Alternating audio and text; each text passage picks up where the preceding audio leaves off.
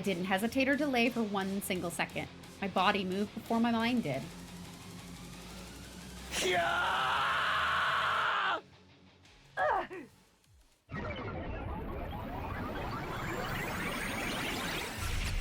Oh, this is gonna hurt. Ooh, dear.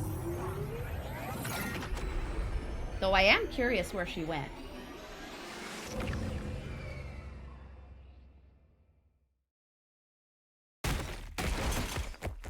I found myself laid out on the ground. Kako G must have knocked me away after we jumped timelines. She wasn't in front of me anymore. I got up, whirled around to see her disappearing towards the exit. Nozomi still in her arms. Damn it, I need to chase her down. No sooner than I took a step forward. An intense pain ripped through my spinal cord.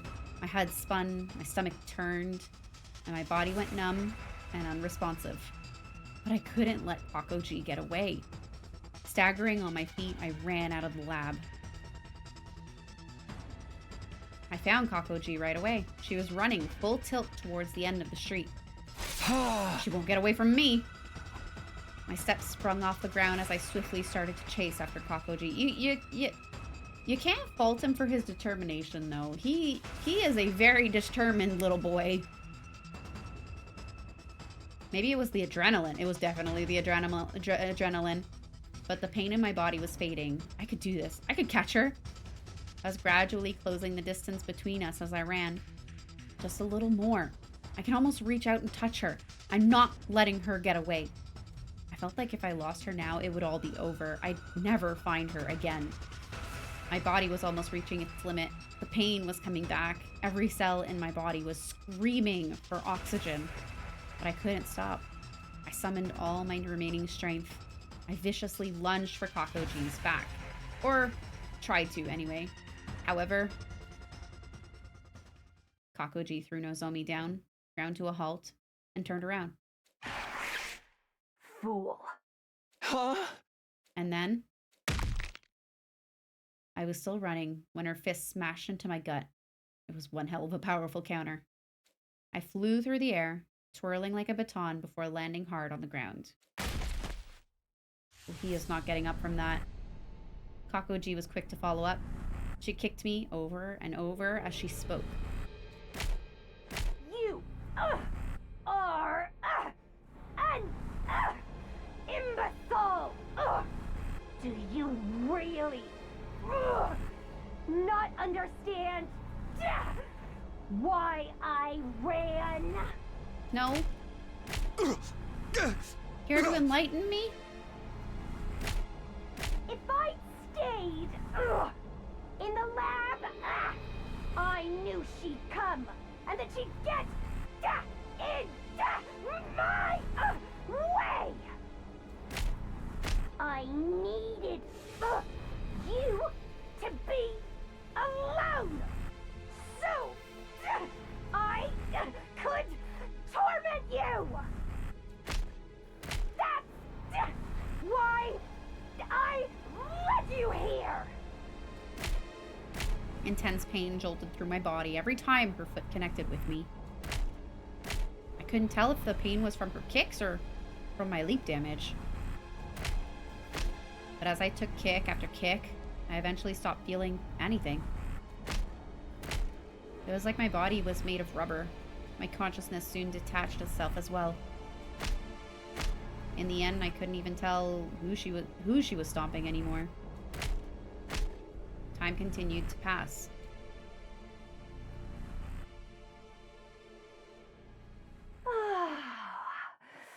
I feel better now. And you shouldn't have an unbroken bone left in you. Kako G spoke and turned away. As she started to walk away, I saw Nozomi on the ground ahead of her. Nozomi! I murmured her name as I stared at her. More memories of the mystery timeline came flooding back. I hadn't been able to protect her then. She was the one who protected me. She died defending me. She was smashed to pieces. But the Takumi of this timeline is different. I'll do anything, even if it destroys me. I'll give my life to defend Nozomi. I will save save her.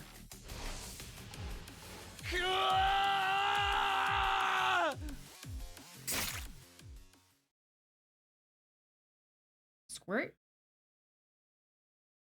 Oh, snap! But how? How could such an ugly species manage to?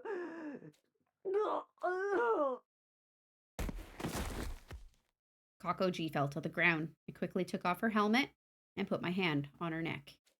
She still had a pulse. She was breathing normally. She was just unconscious. I ran over to Nozomi, just like I'd done with Kako G. I removed her helmet to check her. She was fine, still asleep, but she would survive. It was just then that I heard footsteps. Running over to me was... Huh? Hideko? Oh. Still alive, I see. Huh. My Hideko? Hideko number 1? Yeah, both of them. Huh. I meant you. You've leapt 3 times now without protection. You could have died instantly. Huh? Sorry.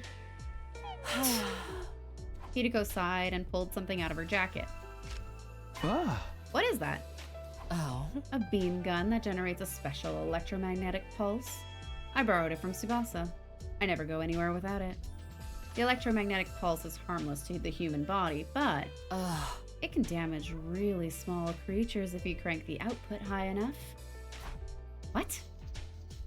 Just watch. But she's gonna kill the Gi. Hideko made her way to Kako G laid out on the ground. She stopped beside her, put the muzzle to her temple, and pulled the trigger. Immediately after, I was confronted by a grotesque sight. A horrible, squirming creature began to wriggle out of Kako G's mouth. Ew! I'd seen one before. I could never forget. It was...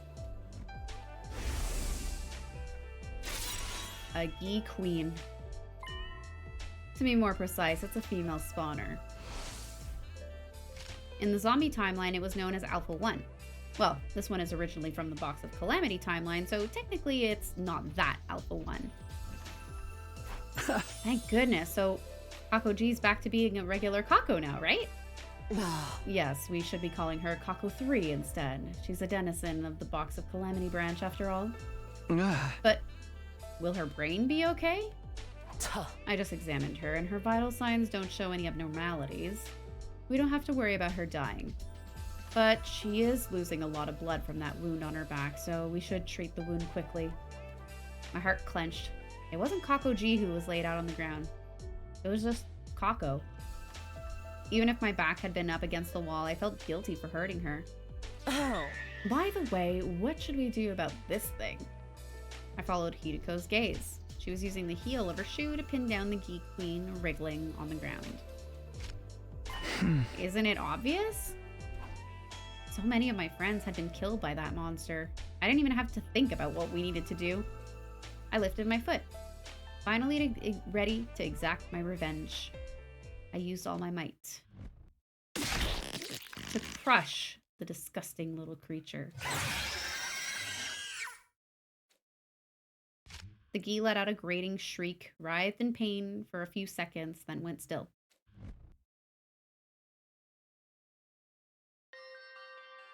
Now then, let's get out of here. I'll take Kako 3 so you can take What is it?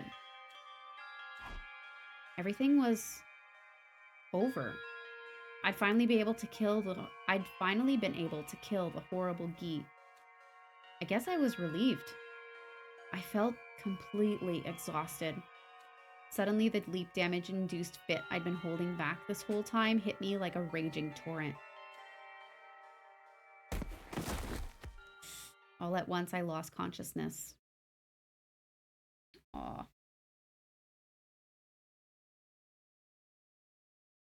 Day 99. I'm still alive! When I came to, I saw her sitting there, as always. If I got paid for every time I had to carry you, I could afford a beautiful mansion in an upscale neighborhood by now. Sorry for all the trouble. You are resilient. Don't worry about it. You can lick my boots clean again to apologize. I don't remember ever doing that. Really? Huh. I must have my timelines confused. I tried to smile, but I couldn't. Not even my cheek muscles would move. Intuitively, I knew I didn't have long. The damage had begun to consume my entire body, killing my cells. I told everyone you took care of the Gi. They were all very grateful. They cried and thanked you for avenging everyone it killed. A touch of warmth returned to my cold body. What about Nozomi?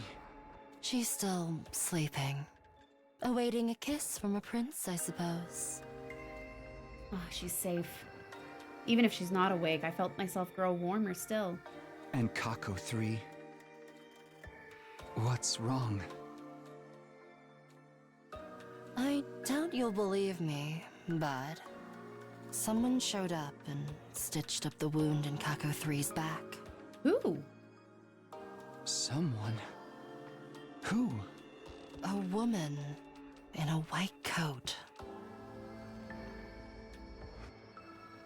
I haven't seen a woman in a white coat, have I? No, I haven't. What? When she was done treating Kako's injury, she carried her off and disappeared.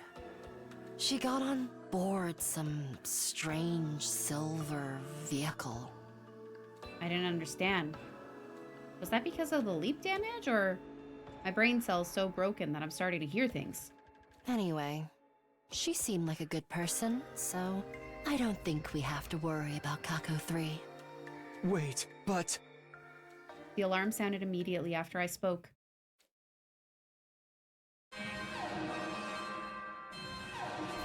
Intruder alert! Intruder alert! Unauthorized personnel detected on school grounds. Defense mode initiated. All available troops prepare for battle immediately.